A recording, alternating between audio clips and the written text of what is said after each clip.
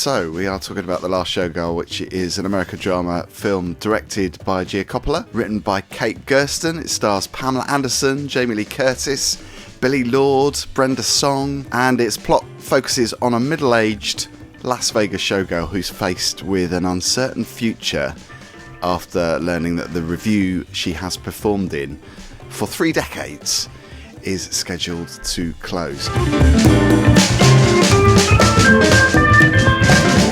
Raj is here. We are Boys on Film. Good to see you, Raj. Hey, Phil. I feel like we saw this years ago, but actually it was just November, wasn't it, in 2024? But it feels like a lot longer. Yeah, it does feel like a while, and I can't believe it's one of those films that's just now coming out. You know, we've seen the buzz through the awards season, and poor Pamela got snubbed for an Oscar, but yeah, it's finally coming out, and I can't wait for the rest of the world to see this film because I've been raving about it since we saw it. Yeah, I think it is out already, or it has been out in States, I believe. I know that it's picked up a lot of awards already, and it's been nominated for awards. So I think it's done really well with the critics. Critics seem to like Pamela Anderson's performance as well. We'll come on to that as well, because there's a lot to talk about. We saw a really fascinating Q&A as well at the Picture House Central in London's West End, where Pamela was there with Edith Bowman. Edith Bowman hosted the Q&A. It was a really fascinating chat, actually, because normally these Q&As sometimes are a bit surface level, but they really dig deep in this one. Yeah, it was really like sitting down with Pamela and just really dissecting her whole career immediately after the film, which was really nice. And we had a nice front row experience of it. We were there with a few diehard Pamela Anderson fans, so that made it even more fun. Yeah, I have to say I never really paid too much attention to anything that Pamela's done. I haven't seen Barbed Wire. I wasn't a Baywatch fan, but you know, she's so entrenched into the pop culture zeitgeist that of course you know who she is. And you know, just to actually sit with her and talk, you know, about her lived experiences, you know, being a pop culture icon was so fascinating. And yeah, it turned me into an instant Pamela Anderson fan. Oh my God. I love her because she's really pro animal rights as well. I mean, being another vegan, she's kind of really supportive of that cause. I love her because she seems to be a really passionate person, and she seems to be a really honest and truthful person. I have to say, I didn't watch Pam and Tommy, but immediately after, you know, watching The Last Showgirl, I watched the Netflix documentary about her. So good, isn't it? It was really good. And, you know, that's where you delve into the nuts and bolts, really, of her life and how she's come to be the woman she is today, and kind of like rebirthing herself with this role of a lifetime that was literally written for her.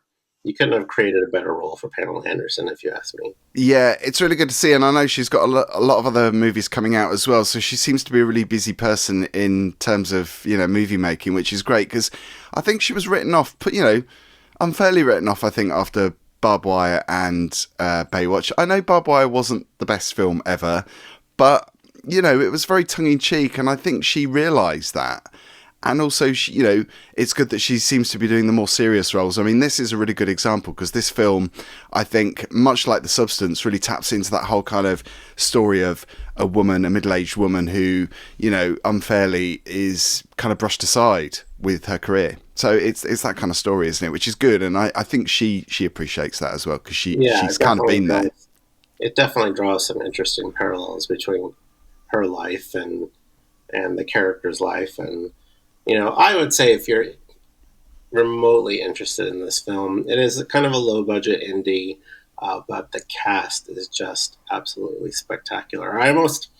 You forgot to mention Dave Bautista at the beginning, also rounding out the cast too. So it just brings a nice balance to the film, and every character in here is so good. Billie Lourd playing Pamela Anderson's daughter, Jamie Lee Curtis being Jamie Lee Curtis in the way that only Jamie Lee Curtis can do.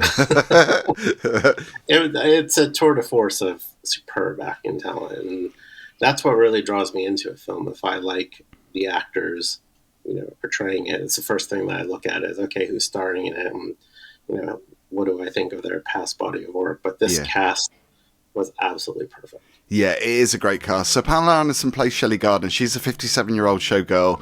She's performed for 3 decades in La Razzle Dazzle, which is that classic French-style revue at a casino resort. Yeah, tits and teeth on the Las Vegas Strip. Co-stars in the show, as you mentioned, several younger women, including Marianne, who is Brenda Song. She plays Marianne. Jodie is played by Kiernan Shipka, and they view Shelley as like a mother figure. Shelley's older friend, Annette, who's played by Jamie Lee Curtis, maintains that close friendship with Shelley, despite having been ousted from the shows years before. So she's now working as a cocktail waitress. So there's a lot of really great characters. And when we saw this film, we were sat right at the front because, I mean, we were literally a metre away from Pamela Anderson during that Q&A afterwards. Or was it before? It might have been before. And that screen was so close to us. I kind of, like, it's really hard to, I don't know, see the bigger picture in that sense when you're further back. Because when you're right up close to it, you do feel a bit dizzy.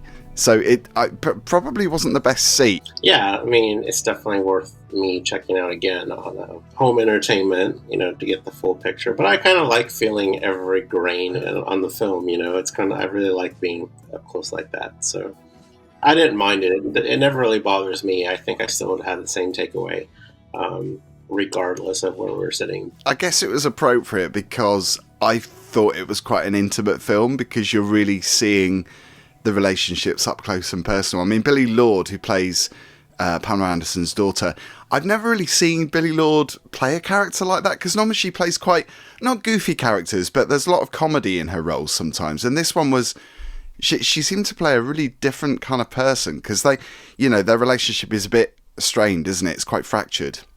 Yeah, this is definitely taking Billie Lourd out of the American Horror Story, Ryan Murphy casting, as she's done a lot of that work. So, and you see her in a different light. It's kind of like, is that Billie Lourd? Yeah, I think it's Billie Lourd. You're kind of like even wondering if it's even her, but yeah, it is. Bob Mackie costumes as well, so genuine costumes from that period. It showed the evolving face of Las Vegas too, because it never has been glitz and glamour, maybe on the Strip, but it's pretty grit and dirt on behind the scenes in everyday Las Vegas, and really it's a story about the workers who make it all happen. And who was the one guy who was like really mean to her at the audition? It's Jason Schwartzman.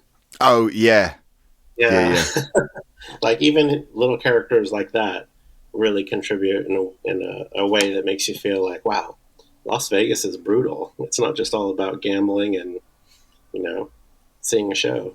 Yeah, very true. And usually the men that do that as well. The men that try and put the woman down. It's like, do you realise who you're talking to? I mean, this woman obviously had been doing that job for so long. And, kind of like, she knew the ins and outs, probably more than anyone.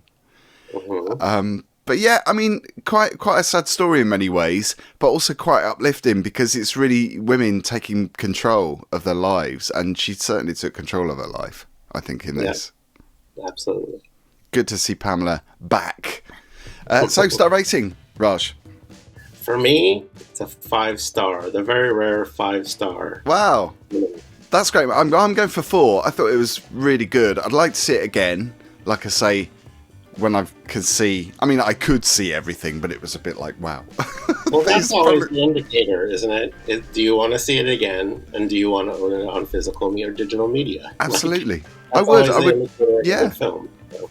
Yeah, I'll definitely own it because I like the fact that it comes from a good place as well. Its heart's in the right place, and it's a story that makes you question things, and it's a story that makes you kind of talk about it with other people and the importance of that story. And really, it's a portfolio of how amazing an actress Pamela Anderson is and can be in the future. So I hope that the doors start to open more wide for her for roles in the future. She's already got a full dance card from what I gather after this. So apparently she's in the new Naked Gun reboot and a few other things, and off the success of her documentary. So sometimes we go through a rebirth in our older age, and I think it's great. I'm an example of that. It's never too late. It's like I've seen a lot of people that maybe their careers start when they're in their 40s or 50s, and they say, I'm having the best time ever, and I'm enjoying life more than I did when I was 20, which is great, because you should never give up. If you've got a dream, you should go for it, and no matter what your age is either, it's really important. It's good to also see that this film's made a lot of money already. So I think it's had a budget of like, it cost $2 million to make, and it's made $4 million already. So it's doubled. It's doubled that, you know. And it money should be played on every flight that goes to Las Vegas. Yeah, absolutely. So The Last Showgirl out in cinemas. I think it's out on Monday. So yeah, go and see it. Let us know what you thought of it. Good to see you, Raj. Hopefully we'll see you soon. And yeah, don't forget to subscribe.